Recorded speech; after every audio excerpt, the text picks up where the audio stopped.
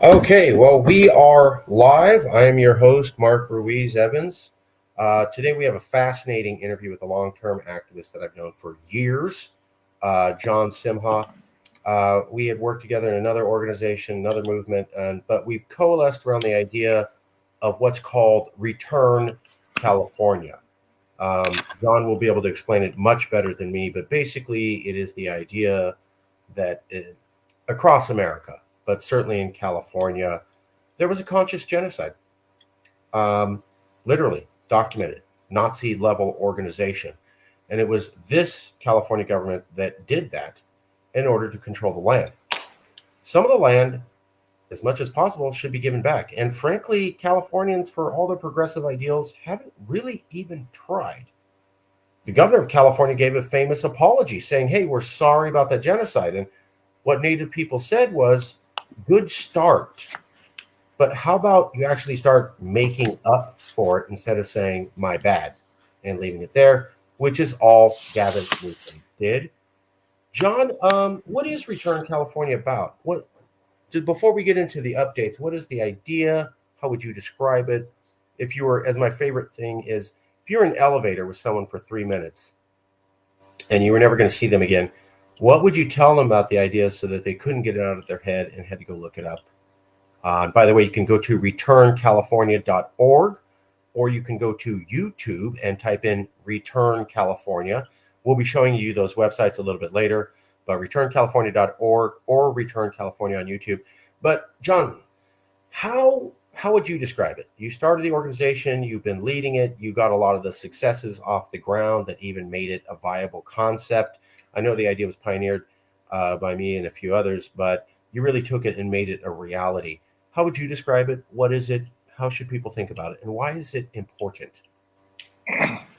Yeah, thanks. Thanks for having me on, Marcus. Elevator pitch about it would be amplifying Indigenous voices and working on returning California to its pre-colonial splendor. That pretty much sums it up. Biggest challenge with the group is language. There's really no concept in English that explains the relationship that Indigenous folks have with the land. They are the land. They're inseparable from the land. So the idea of owning the land is a very foreign concept historically. The land doesn't belong to us, we belong to the land. So when you start from that foundational awareness, conversation is very different than the way most people, most non-Indigenous people, I should say, approach the conversation. So the whole idea started, as you alluded to, with a conversation that you and I had about, outreach for the Calexit movement. And,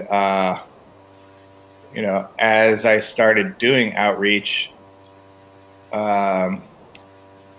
every time I had the opportunity to speak with someone who was California Indigenous, they all said the same thing.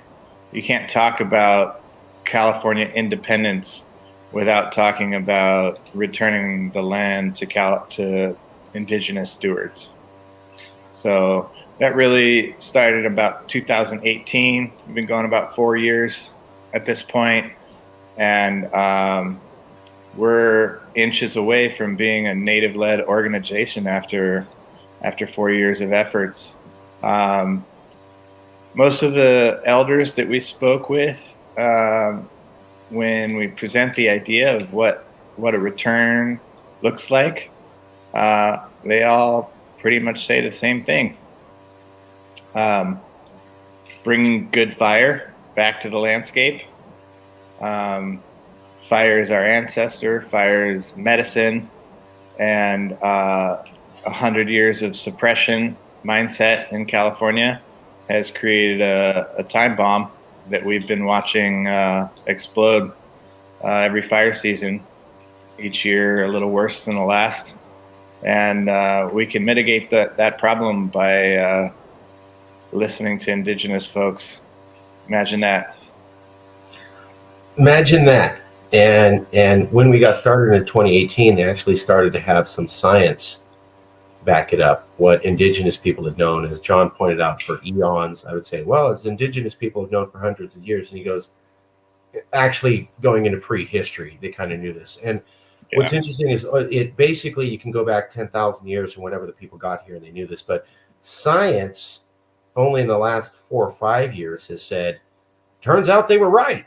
You know, people with lab coats and their fancy PhDs and their academic journals, which, hey, I love that. And I'm a big fan of science, but the irony was huge and palpable to go, really? You guys are just getting this now? And basically the only reason they started looking into it was very clear that something wasn't right. You were having forest fires larger than anyone had ever seen, anything that was ever documented going back to the 1800s. They were more hotter, bigger, more polluting, more intense, larger, and more sporadic than they'd ever seen. And that's what started scientists going, wow, something's wrong. And it was only because they were spectacularly wrong that they actually started going into what's wrong. Why is this happening? And then they found out, well, you know, the people before us didn't have these problems, because we can do anthropological studies and tree ring circles and find out they didn't have fires on this level. So why not? And what were they doing differently? And that's the only reason scientists actually stumbled into, you got it wrong, and the native people were doing it better, was because they spectacularly failed so gigantic that they had to start studying it. And the irony there, you know, we ignored the knowledge of the people who tended the valley here. I remember having a conversation with a family member, and he goes, oh, I've heard they say the Indigenous grew crops and stuff. That's garbage. And I go, no, it's not. They tended the land. I understand they didn't have farms with fences and trees and rows like we did, but when you're taking a plant and you're strategically placing it, or you're letting animals graze, or you're moving certain plants around, or like the Hawaiians do, where they put little rocks in a circle out in the ocean to trap fish. I mean, that's a form of farming, not as we call it, but that's not just they're running around the land and just pick wild berries as they find them. And John Muir, I think, was the guy talking about when he came through California. It was the entire valley floor was with flowers. That didn't just naturally happen. That was Indigenous people doing that. So there was Indigenous folks are inseparable from nature. It's not there's not nature and Indigenous people. They are a part of it. So it is a natural thing, and it's not something of the past. There are still Indigenous folks here. They're still doing these practices. We don't hear about them. We don't see it because it's not represented in the mindset of the colonizer, the settler, the people who came here and disrespected the land, murdered the Indigenous folks, and continued to do so. I've only recently really begun seeing behind the curtain, so to speak, and that comes with holding ceremony with Indigenous folks. And you're never going to see that on YouTube or on a video anywhere on social media. That's a private thing. It's sacred. It's done with family, and the idea that we can even talk about these things without understanding those ceremonies is ludicrous.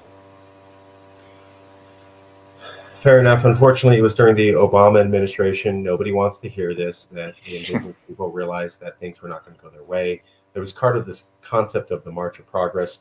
Standing Rock happened. And I remember watching 50 to 60 different Facebook pages operated by Indigenous allies be taken down all of a sudden, and nobody knew why. And Obama couldn't talk about the issue, or Elizabeth Warren, or anybody for days until they were after thoroughly beaten up. And then there was the Luis Cobell decision where they were supposed to get about $260 billion in money, paying back some penance for taking their land. And the Obama administration and Attorney General Eric Holder shut that down hard and said that it was a great day for justice. Nobody wants to hear anything bad about Obama. He was a minority, so of course he must get it. But he really screwed over the Native people pretty damn good. And afterwards, I noticed a sharp, you can keep your internet.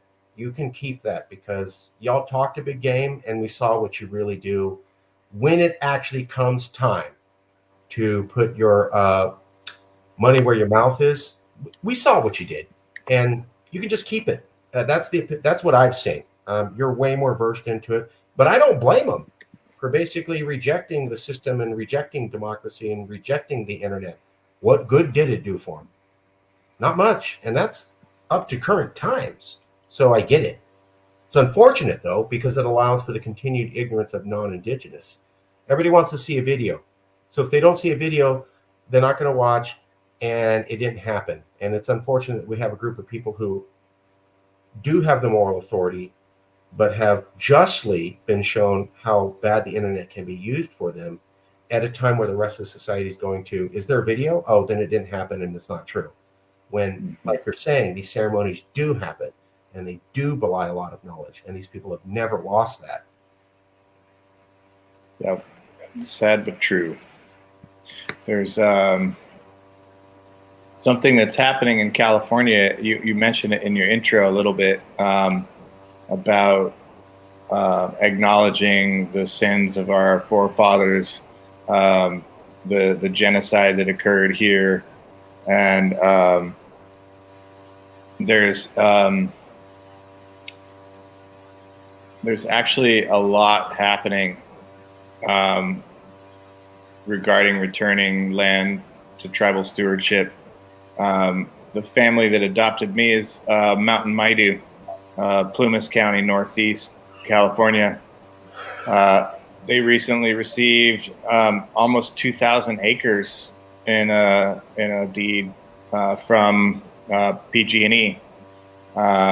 We actually hosted a listening roundtable with some of their tribal members about that action and about what's happening now, about the return of good fire. Their fire lighters are again tending the land and putting good fire down. And, it's a little too late, really. The whole area, Greenville, the city of Greenville is gone after the Dixie Fire. It was wiped off the map. There's literally anything that wasn't concrete or steel is no longer there. So it's happening. The Wiyot people of Humboldt recently returned the island, the Dulawat. Right, right. We did another roundtable on that. The Yurok tribe, which interestingly is one of the only tribes. It's the largest tribe in California, but it's also one of the only tribes that never left their land. They were never removed. They hunkered down, and they're in the Klamath River Basin since time immemorial. They're making huge move. If you go to the Yurok website, you'd be amazed at the things they're doing. Organic gardens. They just purchased a brewery. They got high-speed internet for their tribe for the first time. They recently received land back from a forestry company on Blue Creek. Over the last 5 years, I think they've gotten about 10,000 acres returned to the tribe. So it's happening, and it's happening with more and more frequency as more and more people realize that California land in tribal stewardship is it just makes sense. They know the land. They've been here since time immemorial, and we've been foolish to not listen to them and hold their ideals to the highest regard. You mentioned that science is now catching up with traditional ecological knowledge and indigenous management practices. Fire is an ancestor. It's a relative. It's a teacher. When you work with good fire, you learn things about the land and what the land needs and wants. It's a living thing. We are the land. The land is us. What we do to the land, we do to ourselves. These things are not complicated to understand, but once it's presented to people, they just kind of go, "Oh yeah, that makes sense." The vast majority of California is a fire-dependent ecosystem. And after over 100 years of suppression ideology, it turns out that that's really bad for the environment to suppress fire. So putting good fire back, it's unbelievable. There are literally seeds that lay in seed banks under the duff in the forest floor that will never sprout unless they see fire. Right. Once fire comes through, then they activate. So it's a pretty fascinating thing. I started on this road in 2018 to find out what it would take to get indigenous support of a free and independent California. And it turns out all we have to do is what they've been doing for 12,000 years in California. So I'm doing it. We're doing it. And it's really wonderful because we're seeing other people kind of have that aha moment and do it as well. So communities all over California are doing this work. There's a really cool site, the California Prescribed Burn Association. They're called PBAs, and odds are there's one near you, and you can go and learn how to use good fire. And in so doing, you'll be exposed to all of this stuff. I've found in my history of activism, there's a lot of people marching and holding signs and having interviews and talking and having frontline activities, but very few doing the work. So when you go to the land and give it what it needs and wants, something profound happens. And that's part of how fire has been such a good teacher. You can go to calpba.org.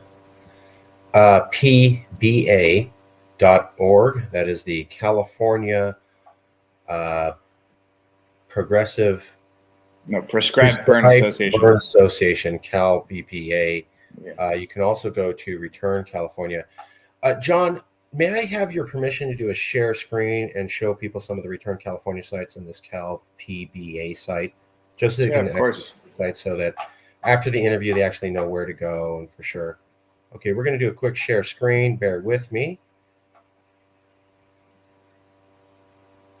Okay, so the first thing I want to show you is this is the Return California on YouTube. Here's the item, and there's lots of videos, lots of meetings of the listening roundtables where real-life Indigenous people gave their opinions on the idea of having the land returned to them.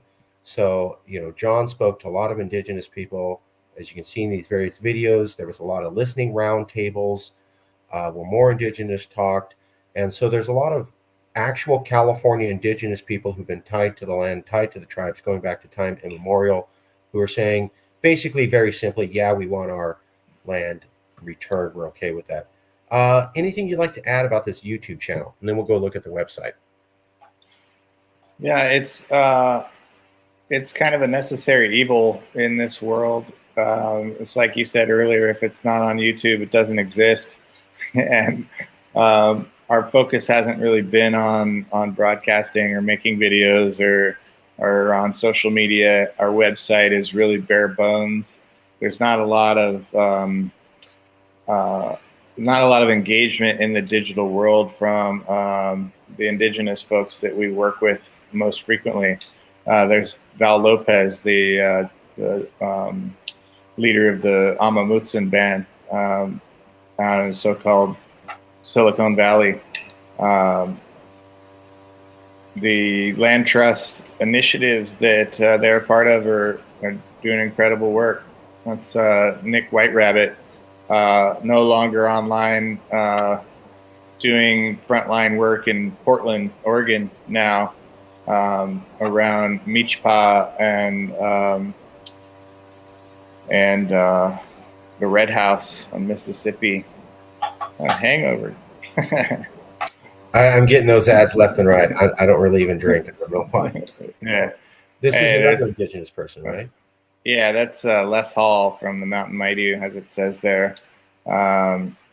He's actually one of the Indigenous fire keepers who I worked with recently in Quincy, California, which is in Plumas County. And we burned some of his ancestors' land together with a group of about 40 other people. It was really beautiful.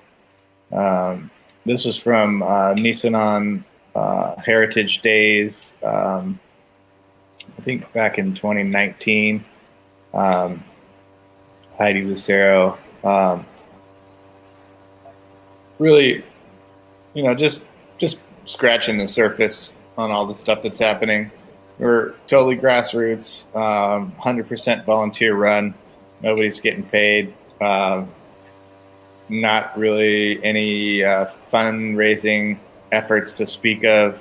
Some in-person workshops, like that's this weekend with a bunch of our local groups. This workshop is around orchards and tending the land. And several people said, well, what does that have to do with returning California? And biochar is a natural byproduct of good fire. And we can speed up the process of forest recovery by biochar application. So you see we're one of the sponsors of the event. So that's why it's up on our website. This is one of the most beautiful art displays I've ever seen. We recently conducted an interview with Jessa Ray, Growing Thunder, who's a Nakota woman, PhD student at UC Davis. Her family, and she actually grew up here in Nevada County in Grass Valley. And this exhibit was put on by the Nevada County Arts Council. It's at the Truckee Recreation Center in Truckee, just outside of Tahoe. And these are fire tools. And if you zoom in on them, you can see that they've all been beaded using indigenous beadwork. Oh, that's good to know that link isn't live yet. I better go check that out. We just did that interview on Tuesday, day before yesterday. But you see those two red cans, those are called drip torches. And they're filled with a mixture of diesel and gasoline. And on the tip, there's a wick, kind of like a Zippo lighter that holds the fuel. And you light it, and as the fuel drips through it, it catches fire and then drops onto the ground. And then there's a little drop of fire on the ground that burns and starts the fire. Those two tools that are crossed with the drip torches, that's called a McLeod. It's a traditional firefighting tool. They use them to dig fire breaks. When you expose mineral soil, the fire can no longer pass through. And so if you circle a fire with a fire break, it won't go through. And then you have your hard hats and your goggles, and these are all things that are rooted in fire suppression. And the power of this exhibit is the indigenous beadwork that's done on these colonial tools to kind of claim them, to reclaim them.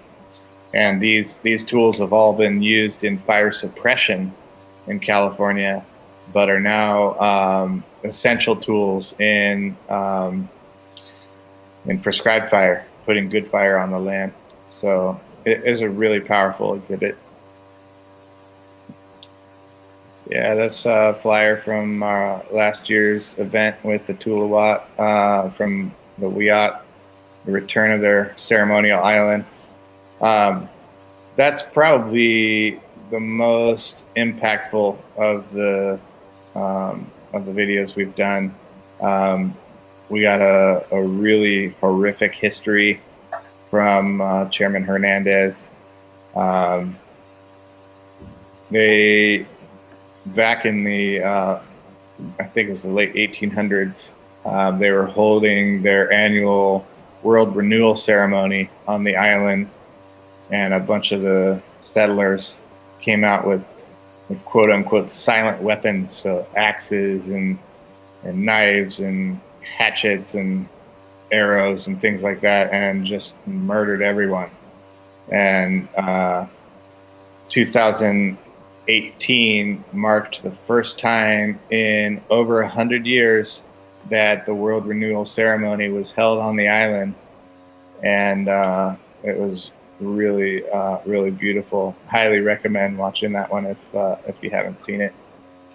So it took till 2018, right? There's a genocide.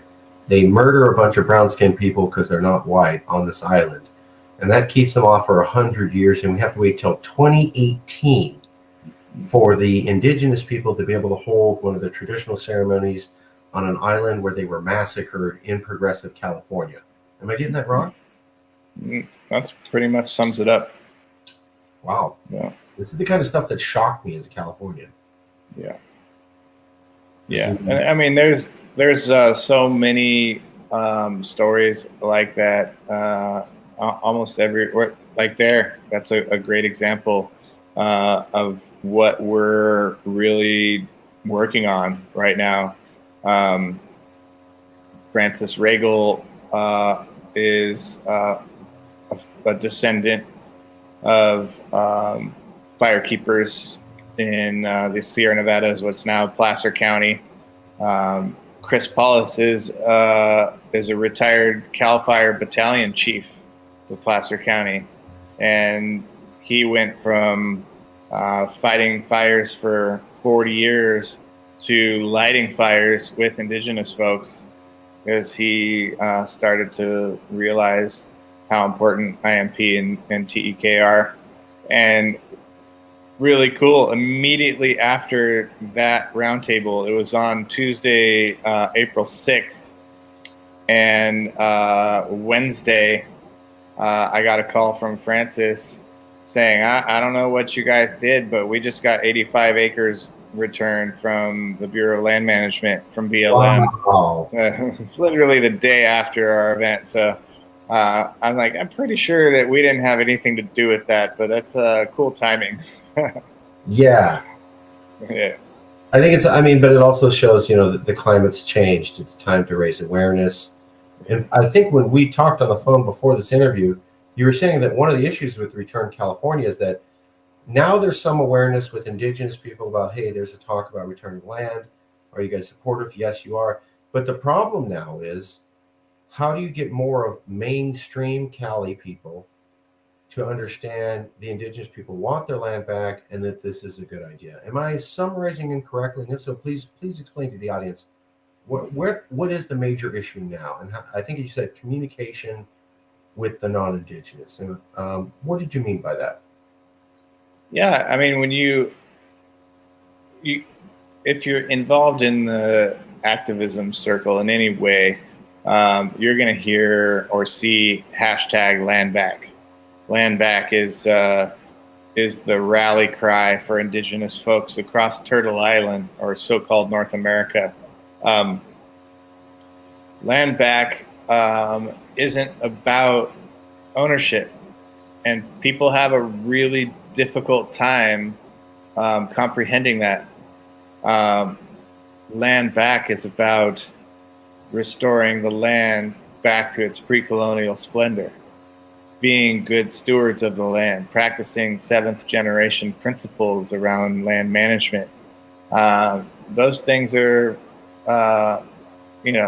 they're built into the very fabric of indigenous culture, and it's so opposite of settler colonial culture, where ownership is the thing. So when people hear land back, they're thinking, oh, well, I'm going to lose my land because it's all indigenous land. It's all native land. Like, where are we going to go? We have to go back to Europe or wherever our ancestors came from? No, absolutely not. You just need to be a good relative. Return California is land back in action.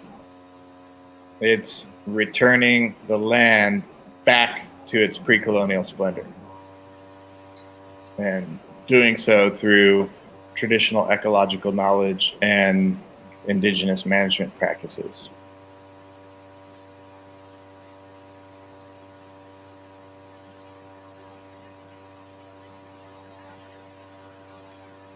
Just going over some of the material. You can find all of this at returncalifornia.org. It'll walk you through what it's about, who's involved, what they're trying to do, some of the partners who are working with them, and how you can help. Just here's the form, you can fill it in. And YouTube page. Again, we don't need money.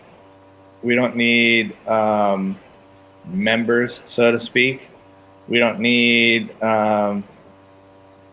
people to talk to us about the work they're doing. We just want to give people kind of some parameters to work in, a model to follow.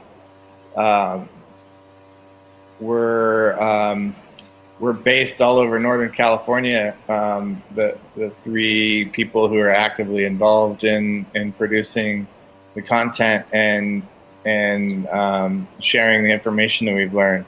Canyon's down in Indian Canyon, which is in Hollister, but she drives all over the state teaching people about this stuff. I'm in so-called Nevada County in Penn Valley. Little Dove is up in Quincy in Plumas County. All three of us are doing similar work, but in our own circles, and those circles overlap a lot. But the work we're doing is easily replicable by anyone who's interested in doing it. You just have to. I mean, the first step, honestly, is to join your local PBA. To start a local PBA wherever you are, and and put good fire back on the land. That's the single most powerful tool that we have in this conversation, because when you start doing that, it becomes very clear very quickly how important fire is to our land here, and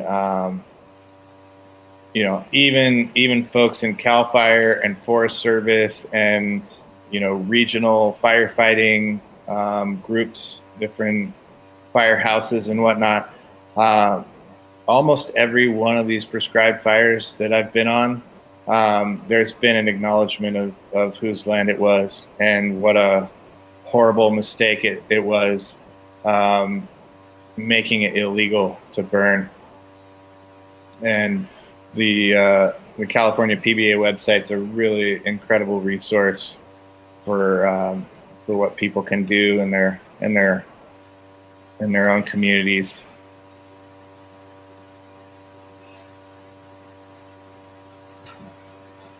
That's Cal PBA or CaliforniaPBA.org. It's Burn Gallery. Showing you how they do prescribed burns. There's the can John was talking about. Yeah, it's a drip torch. Yeah. And so they're doing it, and they show you how.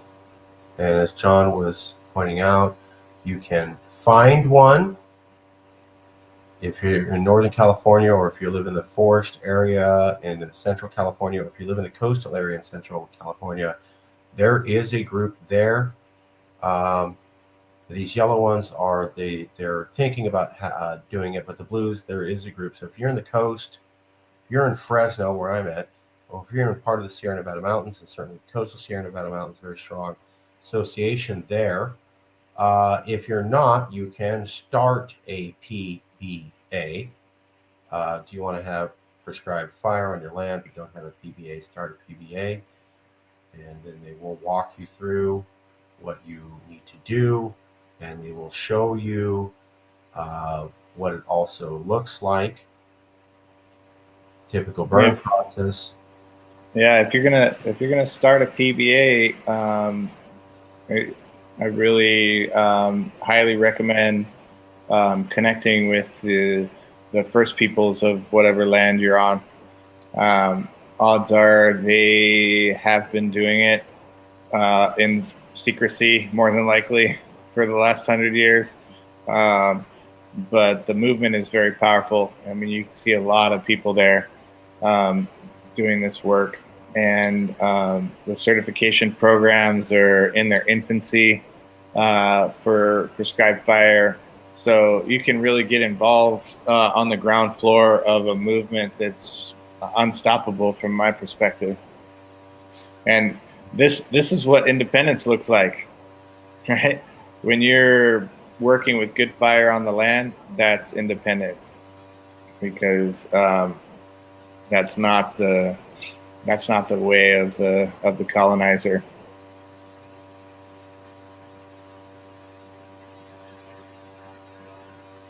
So that's Cal BPA. You can also, the contact is Lenya Quinn Davidson. There's her email. This is the website, Cal BPA. And if you want to know about Return California, the website is returncalifornia.org. We also showed you the YouTube page, also called Return California. So the site you're going to want to know is returncalifornia.org or Cal PBA, and there's the contact. John, what's the big news now? What's going on with this effort? What do you need for people to help out make this happen? Well, we have until next Friday to write to Senator Stern, the chair of the Senate Natural Resources Committee here in California, and CC Senator Dodd, who is spearheading this legislation. Back in last year, SB 332 and AB 642 passed in large part due to the support of the people that showed up, that wrote letters. The community around Good Fire is a really special one, and it really truly represents an independent spirit for Californians who want to return to pre-colonial splendor.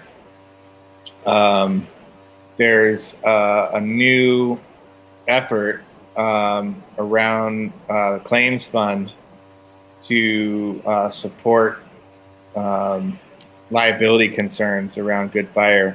Both SB 332 and AB 642 were, releasing Good Fire practitioners from liability unless they were proven to be grossly negligent. And this new legislation is similar. It's to support those anti-litigation bills that I just mentioned. You can reach out to me directly through returncalifornia@gmail or through our website. Happy to send anyone that's interested the letter that they could send to Senator Stern. You can do it yourself. It's really, really exciting. And you can get a hold of John. You can be part of the solution, not part of the problem. Go to returncalifornia.org. You can contact them there. You can learn more about that. And they have links to all the videos backing up everything. Or you can simply email John at returncalifornia@gmail.com. Very simple to remember. returncalifornia.org website, Return California on YouTube, or Return California, one word, at gmail.com to talk directly to the people in charge and help out. I have always supported this concept since I first went on Tucker Carlson and told him this is a good idea. I mean, there was a lot of conservatives who were upset. But what shocked me was I was expecting conservative pushback. What I was not expecting was liberal progressive pushback. And there were a lot of liberals who were just as vociferous as conservatives about, yeah, I get there's a genocide and that's sad, but it's ours now. And I go, that's progressive. Yeah, I mean, you're basically saying genocide fair and square. And people would laugh, and I sort of meant it jokingly, but not. I go, if you go, yeah, there was a genocide, but it was so long ago, and now it's ours. What you're saying is that it's okay to claim the spoils of that past act. There was a war. Our people conquered them and took over. Are you going to pay them reparations? Are you going to return the land back to them? No, it's in the past. Well, then what you're saying was, we're taking the spoils of that war. And as long as you enjoy those spoils and you don't do anything about it, you're also saying, I'm okay with the genocide because I get stuff out of it. And a lot of people did not like it when I put that to them. And I go, you haven't even talked about reparations. You haven't even talked about land returning to them. But you're so quick to say that you feel bad about the genocide in the past. We don't even have a standing museum in Sacramento to the California genocide. We didn't commit multiple genocides. We just did one. I would think that beyond an apology, it needs to be something like Germany with the Holocaust. Germany has great relations with Israel now because they apologize for it, and all the kids have to learn about it, and they have multiple museums exhibits up to it, and their leaders talk about it, and they own it. The German people today own what they did. We have not even begun that journey in progressive California. It's actually worse than not having begun. We make land acknowledgments all the time. We saw a land acknowledgement from a internal conversation that Microsoft hosted recently up in Washington, where the leaders of the Zoom were all acknowledging whose land they're on, and we all got a big chuckle out of it because it's like this weaponized identity politics that Obama was the poster child for. Black man president. Oh yeah, we're so progressive. Yeah, we're really setting the standards, breaking glass ceilings. Well, he's still an imperialist, and he's still sitting on a throne covered in blood. So, what difference does it make what color he is? He didn't do anything for people of color in this country. So it's just absurd how identity politics has been weaponized, and it's actually really insulting. A lot of people make the analogy of car theft, right? I'm going to steal your car, and then I'm going to acknowledge that I stole it, but I'm not going to give it back. So it's like, what's the point? It's like it's all just lip service, and what we're seeing in Canada right now with the Truth and Reconciliation Council, we saw the Royal Canadian Mounted Police, RCMP, went into unceded tribal territory in British Columbia and completely destroyed villages that were there because they were resisting the Coastal GasLink pipeline. And they literally were dragging grandmothers out of their cabins and burning the cabin to the ground. This isn't some dark chapter in our history. This is happening right now, all over the place. And that grandmother famously said, "Reconciliation is dead." That concept is dead. we don't need any more of your crocodile tears or your fake identity politics. We need substantive change, and that's coming through good fire. So really really excited to see the progress we're making here in California. We're way ahead of the game in a lot of ways. But there's more work to be done. Now, one of the things that I always said was, and I'm doing a share screen, so this was some of the original background research for the idea of Return California. These how it got started. John is certainly the leader running it now, but how we got started is some of the early promotional work showing how much federal land is in California, about 50%. And when people see that, they get sticker shock, and okay. But here's the thing. And here's where it got started. When we started promoting the idea initially, 2018, that jump-started, but John took it over, really rose to the challenge. Here's all the federal land in California. And that, wow, that's a lot of land. But here's the thing. This is a population map. See this green and yellow and super dense? See this black line? See how it's mostly white? That's because Californians don't typically live here on federal land.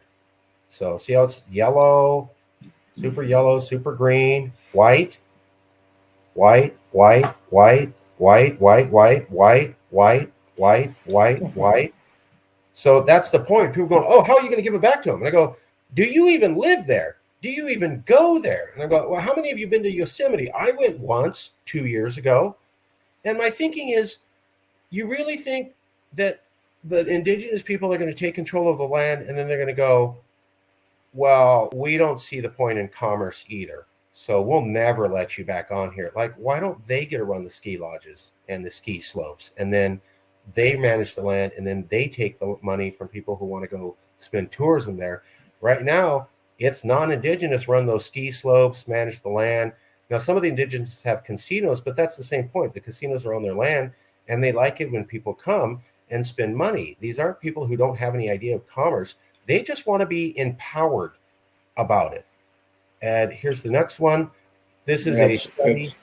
It's funny you mentioned casinos because the vast majority of tribal members that I've spoken to are not super supportive of the casino concept.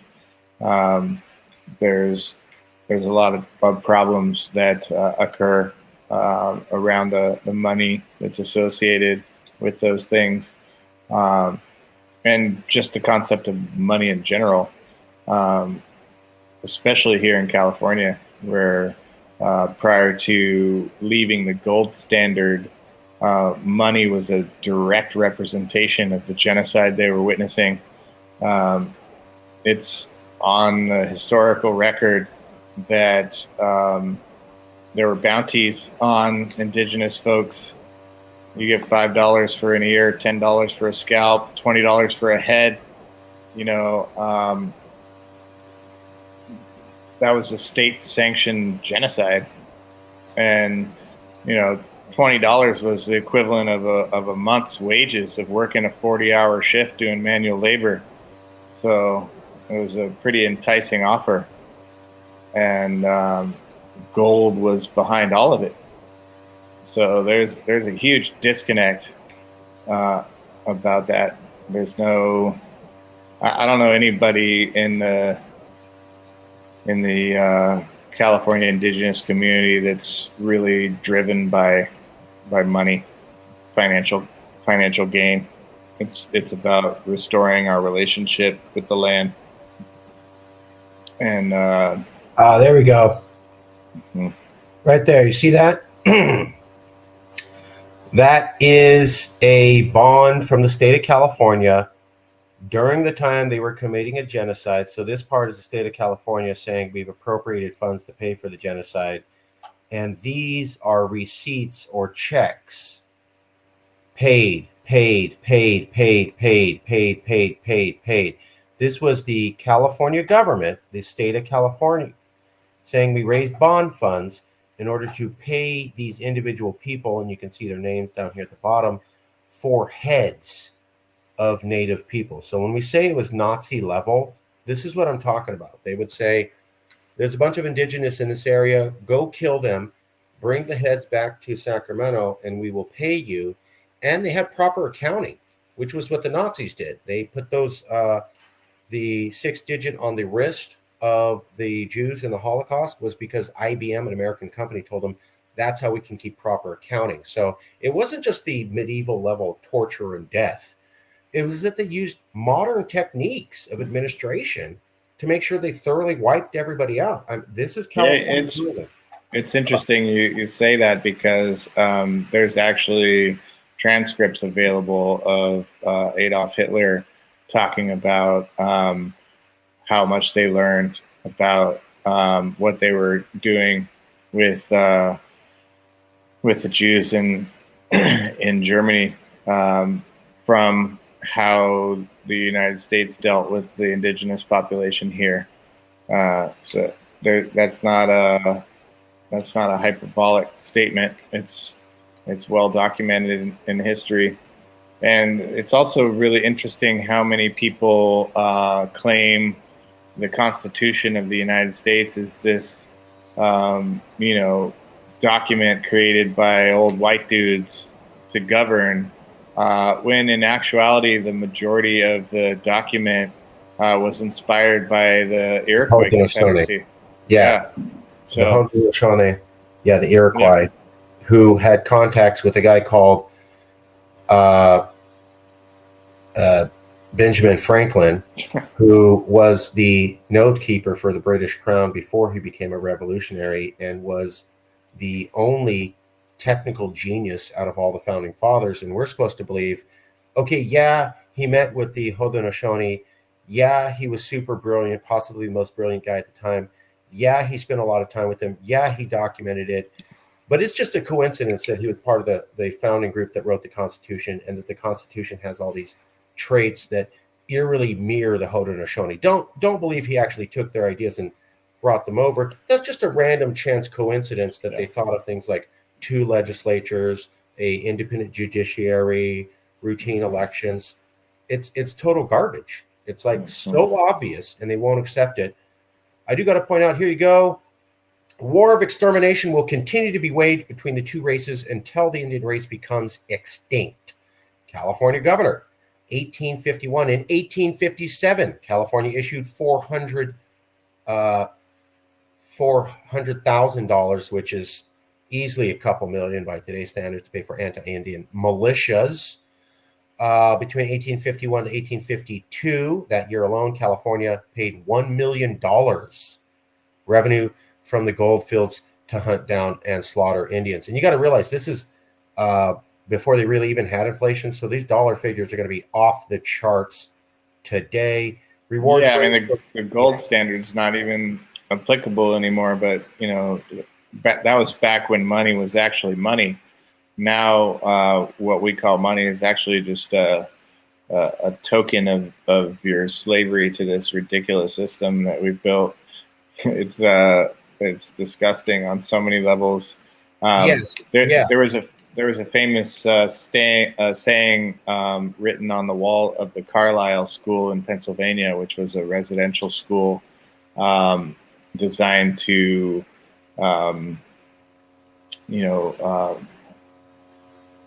indoctrinate indigenous people into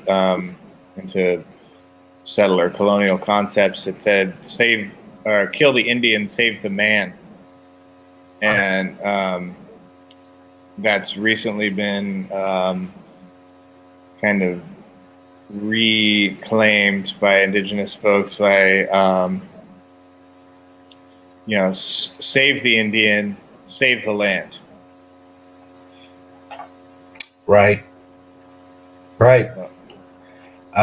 There was a lot of indigenous people killed. These dotted lines represent largely killing fields, where most of the murders were focused. They overlap with the gold fields. But the damage didn't just stop there. All these red dots represent mass killings. So, 20 to 150 people slaughtered on site. Basically, when that happens in America today, like that Las Vegas shooting where 30 people get killed, everything stops, everybody talks about it. Look at all those red dots. We're looking at 20 of those. And you can see the red dot on the furthest left, just below those 3 dots at the Tipua. It's just to the right where it says Bear River. That's the Wiyot site. That's Tuluwat, and that's one of the roundtables we hosted.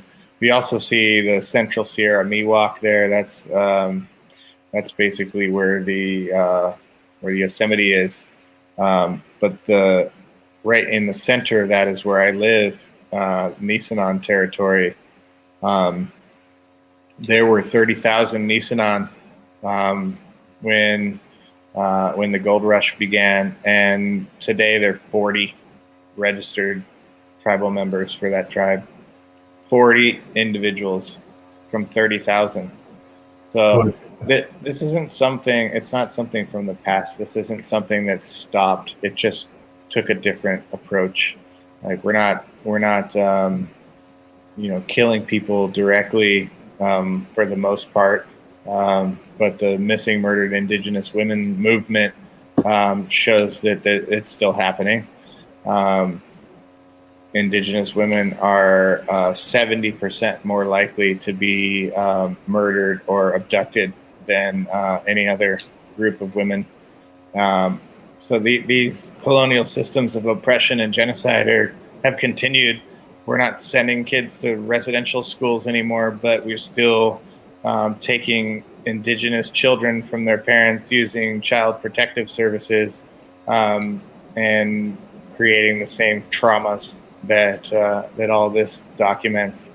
So we can't speak of this as if it were some dark chapter. We're still very much in it.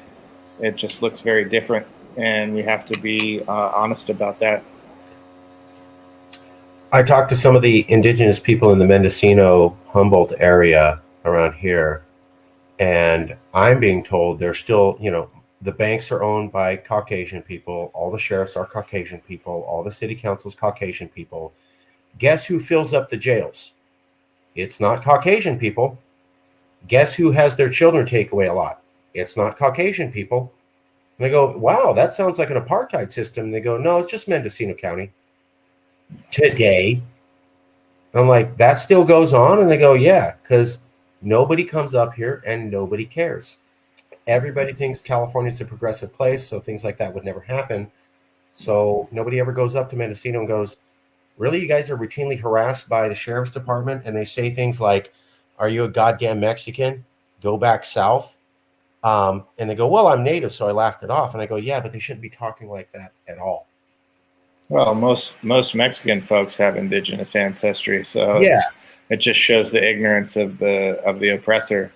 And it's just more of the same, There's just so much ignorance that's proliferated in our culture, but that's a part of what Return California is all about.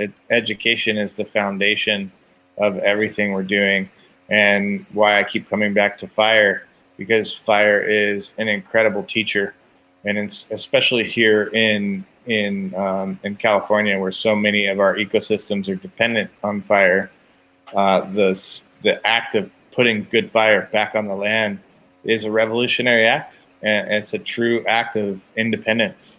And we can talk history and strategy and civics and political involvement, but when the rubber hits the road, that's where the work is being done. So thanks for having me on, Marcus. Yeah, absolutely. I'll let you go. I did want to point out one thing. So this always gets me. So here is the federal land. Here's the land we're talking about. Most people in California don't live there. Here's the economy. This is from a study called The Economic Geography of California. and it looks at the economic connectivity through communications and dollar bill usage. The blue is the federal land. There's a little wisp of red there. There's a little line. There's some red there. That's fair. There's a lot of red here. I'll give you that. But if you'll notice, most of these things, there's not economic activity. And there's not people living there. So you literally lose nothing. Nothing. Yeah, it's interesting also, though. Even in the metropolitan areas, there's opportunities for returning land. Probably the most well-known effort is the Segurate Land Trust in what's now called Berkeley, the East Bay. There's the Shumi land tax. It's a voluntary tax that the tribe has asked businesses and individuals to pay for being on stolen land, for destroying the shell mounds, the burial sites. I can't even imagine the horror that would be shared with the world if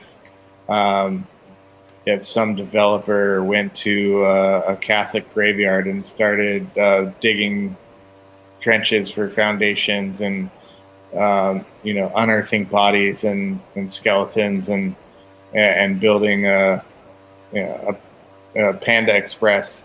It's right on top. Yeah, it's just absurd. And finally, people are starting to come around to it.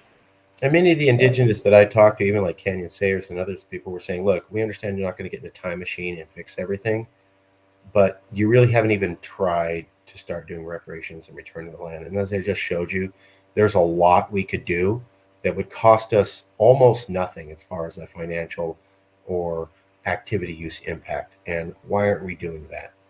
And I'll leave it there. John, any last words for everybody? I'm going to just put the land back. Let's get it back to its balance, back to its pre-colonial splendor. Return California. All right, I am dedicated to interviewing you anytime there's updates or anything related to this topic, and I'll make sure to send you a link of the video right after supper. And I'll talk to you later. Yeah. Thanks, Marcus. All right, brother. Take care.